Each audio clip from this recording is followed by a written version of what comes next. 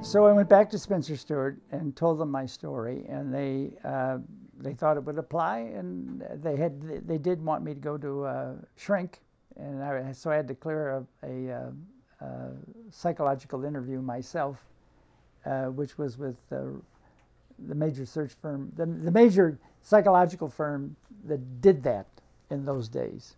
It's now grown to be a monster company in other businesses in addition to psychology.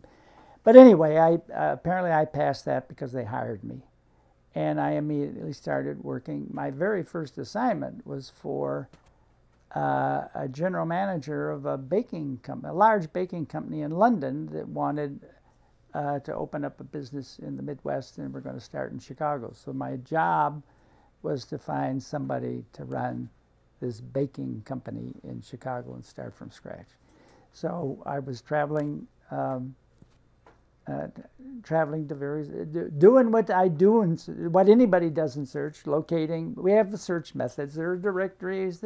You're on the phone talking to people in the industries, and you get leads by asking people and describing specs and all of this kind of thing. So I was doing all of that. Spence himself walks in, magnificent guy, walks in. He said, "Hey, you're the new guy here. You're doing a search for this London company." I said, "Yeah." He says, "Have you been to London?" And I said, "No, I haven't been to London."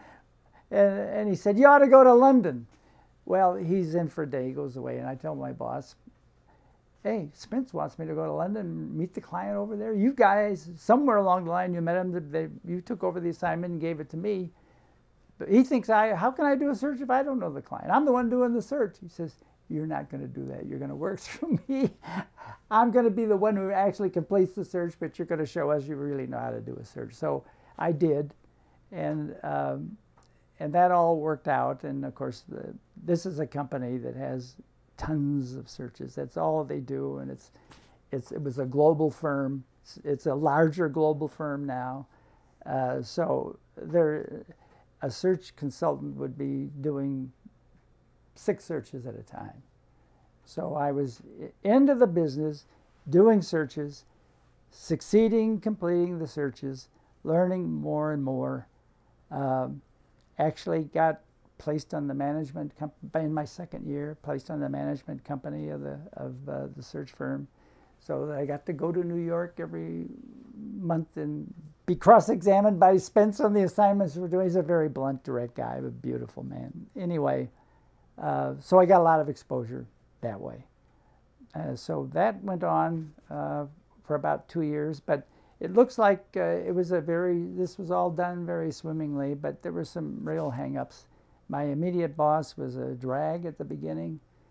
I told you that I wasn't all that slick in my background, and one day I came in with a sport coat on and a short sleeve shirt, and you would have thought I pooped in the Queen's cereal bowl.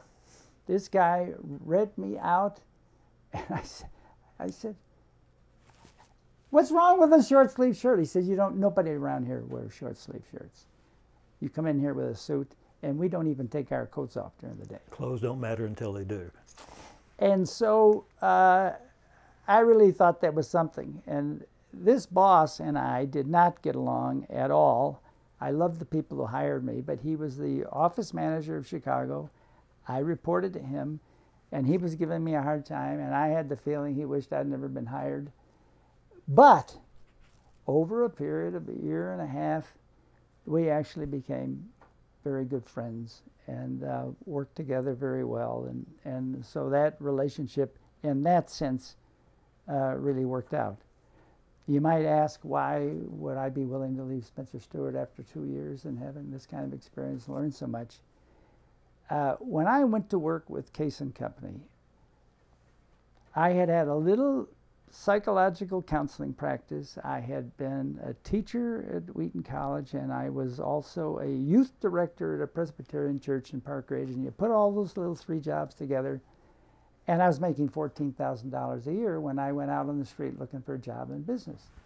This friend who sent me to Case & Company the first place said, "You are in the 90th percentile of people at your age in business. Nobody's going to hire you at $14,000. You're going to have to take a pay cut." So when I went to work for Case & Company, I took a job that paid me $9,500 a year, and I was fine with that. I understood that was part of the thing. Then I got paid $12,000 to go to work at Spencer Stuart, and when it came time to me to get another raise, I got a raise, of course, at Spencer Stuart.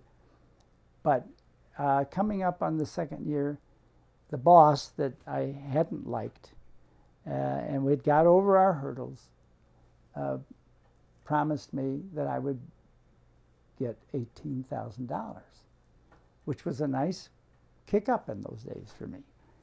And next day I come back on the job, and he says, "Oh, I made a mistake. I really meant to say 15,500. And I said, "You said 18,000. He said, "No, we can't afford to raise you that fast.